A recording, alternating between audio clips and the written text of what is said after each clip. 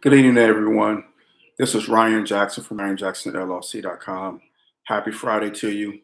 The weekend is upon us. I hope that you all had a good week, and the weekend is here. Like I said, it's upon us. Don't forget to set your clocks back on Saturday night, tomorrow night, about 2 o'clock. For those of us in Eastern, for those of us, that have to observe daylight saving time, don't forget to set your clocks back. Um, Tomorrow night, Sunday morning, about 2 o'clock. And I hope you all, have a good day and hope you had a good week so far.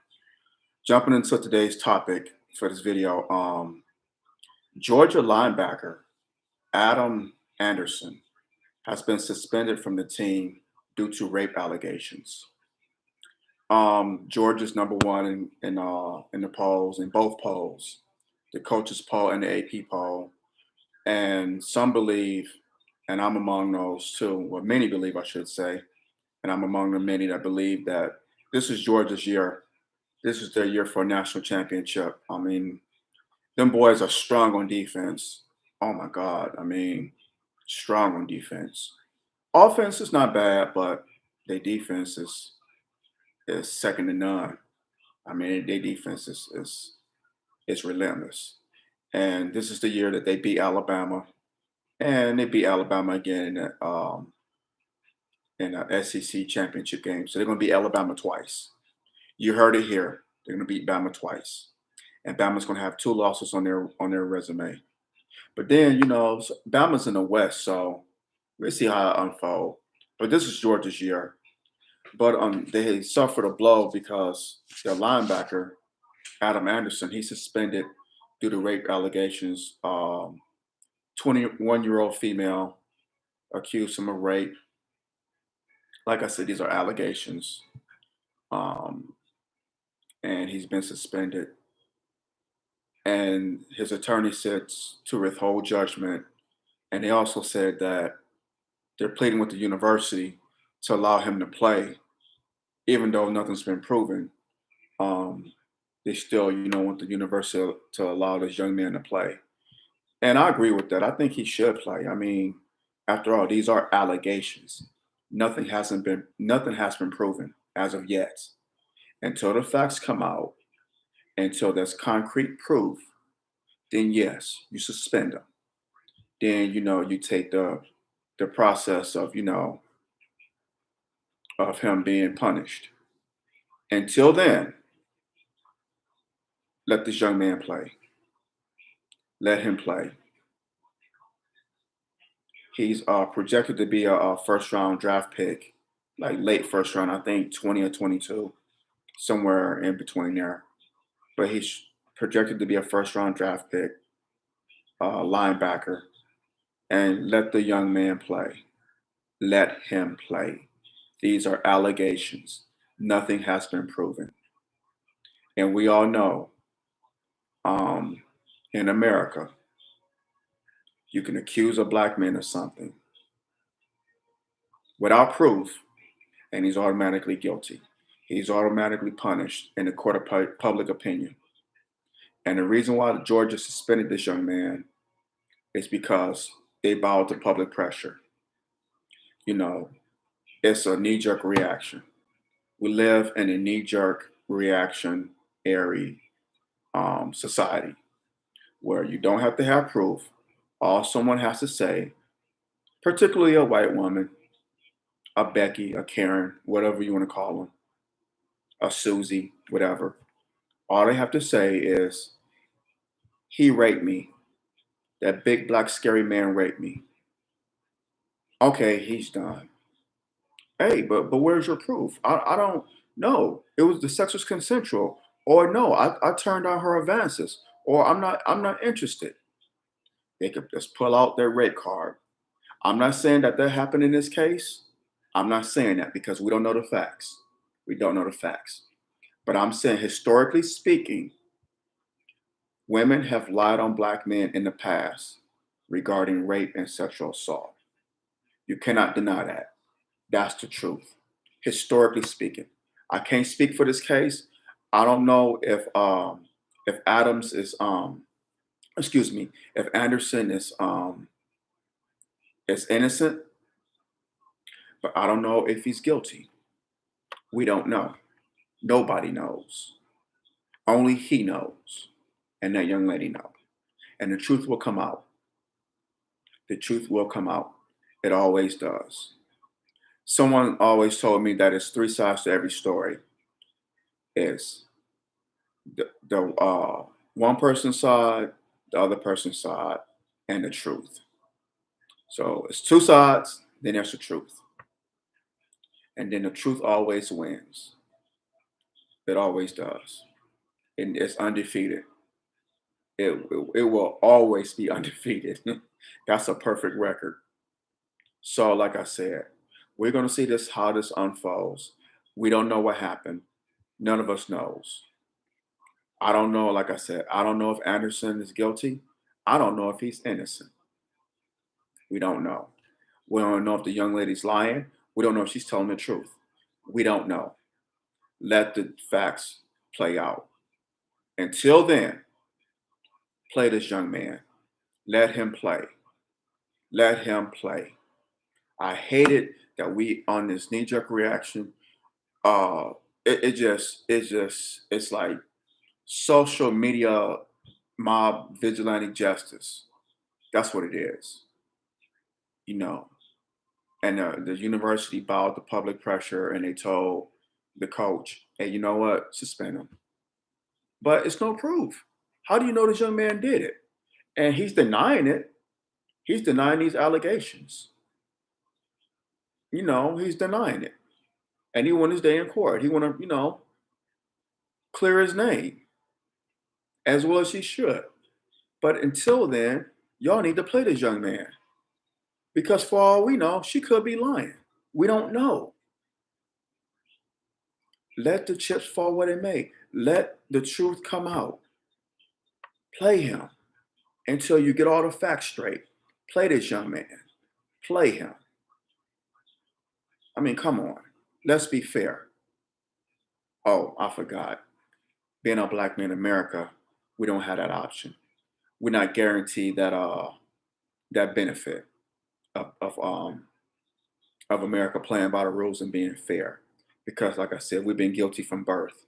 We're guilty from birth, from cradle. We're guilty till we die, to the grave. From cradle to the grave, we're guilty, without any proof. The rapping with Bill Cosby, perfect example. Without any freaking proof, you can make ish up and ruin somebody's life. And it's sad that this is what our American society has come to. What happened until innocent until proven guilty? Play him until he's proven guilty. That's what the justice system was founded on, supposedly.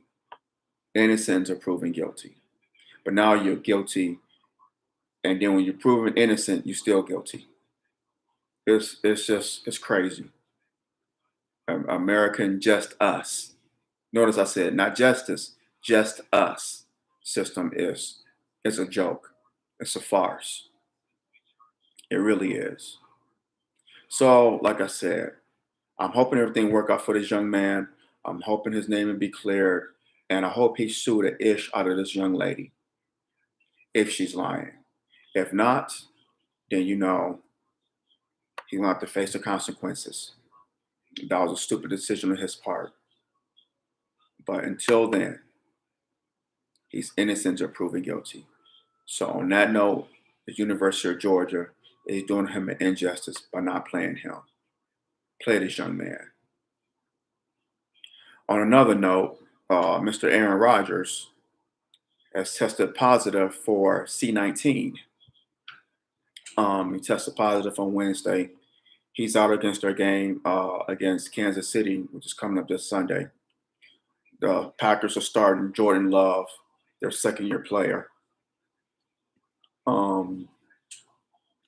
Second-year player. Interesting.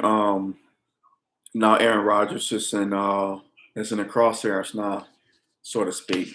Not as bad as Kyrie Irving, of course, but he's in the crosshairs from the media. Um, He was on this radio show today, and he quoted MLK. He said, "You have a moral obligation to object to unjust rules and rules that make no sense." He says that he's allergic to the vaccinate to the. I'm sorry, he's allergic to the V's, to the juices, Moderna, and what's the other one? Moderna and Pfizer. He said the Johnson and Johnson one he didn't want to take because of the side effects, and he said that he spoke to Joe Rogan about taking ivermectin. So he's getting clowned for that. Like I said before, I don't like Aaron Rodgers. I can't stand the Packers. Can't stand him. But on this, I'm with him 100%. I'm with him 100% on this. He was right for quoting MLK. You have a moral obligation to object to unjust rules and rules that do not make sense. And these mandates do not make sense and they're unjust. And we have every right, God-given right, to object to them. So Aaron Rodgers was right to quote MLK. I don't see the problem with that. The people that see the problem with it are these so-called woke, fake, social justice warriors that go with this narrative that everything that the liberals do is right and everything that people that disagree with the liberals they're wrong. It's such BS and it's unnerving and it's just silly. Everybody has an opinion on this. You're not going to agree with the liberals. You're not going to agree with the conservatives. Okay, I get that. We go our separate way. But when you sit up here clowning people, talking about canceling them because they don't agree with your damn opinion or they don't agree with this garbage that the liberals are spewing, I have a problem with that. If he was okay with getting the V's, do y'all be, all for him? Oh yeah, right on Aaron Rodgers, right on, That's yeah. Get other people on board. I heard someone say that they liked Aaron Rodgers until now. I saw a tweet about that. I started to respond by to say, you know what? I'm not going to respond to stupidity. I ignore stupidity on a daily basis. And it's just stupid. It's just this. Y'all go with this liberal narrative that everything that they say is truthful and right. And black people, you fall into it worse than any of us, than any people. We fall into this liberal mindset that this government with these C-19 V's that these jab shots that they have our best interests at heart. Since when, historically speaking, has the United States government had the best interests of black people at heart when it comes anything, especially when it comes to medical history, their bodies, taking medicines? When? Riddle me that. So now all of a sudden they do. Y'all believe this garbage from Fauci and Biden, and it's sad because we have lost critical thinking skills. We have lost the skills of discernment. We have. We have lost the skills to listen. Talk less, listen more. We have lost that skill, and it's killing our country. We're setting a bad example for our young people. Someone tell you something, go with it and run with it. If they don't agree with you, you cancel them. You're done with them. So I agree with Aaron Rodgers on this. I'm with them 110%. What I do have a problem with though is why is he allowed to play when he's unvaccinated, but Kyrie Irving has to sit out because he's unjabbed. Aaron Rodgers is unjabbed, he gets to play. Well, he tests positive, but before he tests positive, he was playing games. But Kyrie Irving's unjabbed, and you know he can't play. I mean, I know the NBA is different from the NFL, but it's still professional sports, and rules are rules. I thought But I got, Aaron Rodgers is the other golden boy because the golden boy is Tom Brady. Then it's Aaron Rodgers.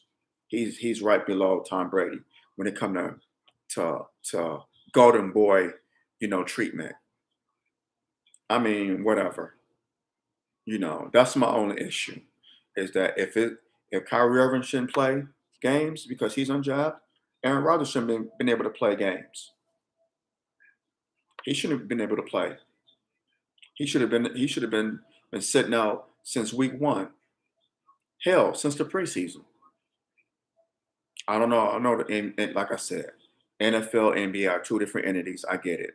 But it's professional sports and rules are rules, especially when it comes to these jab mandates. So I don't know. I mean, what's good for the goose should be good for the gander. So I thought, but what do I know? But yeah, um, it's gonna be interesting how this play out. So, and then Aaron Rodgers was right to take issue with the media because he said they want to figure out who's jabbed and who's not jabbed and make it a witch hunt. And he's 100% right on that. I agree with him. I agree with him on that as well. Don't like the man, but I agree with him. I agree with him 110%. It's just sad. It's silly. It really is. It really is. I mean, so damn what?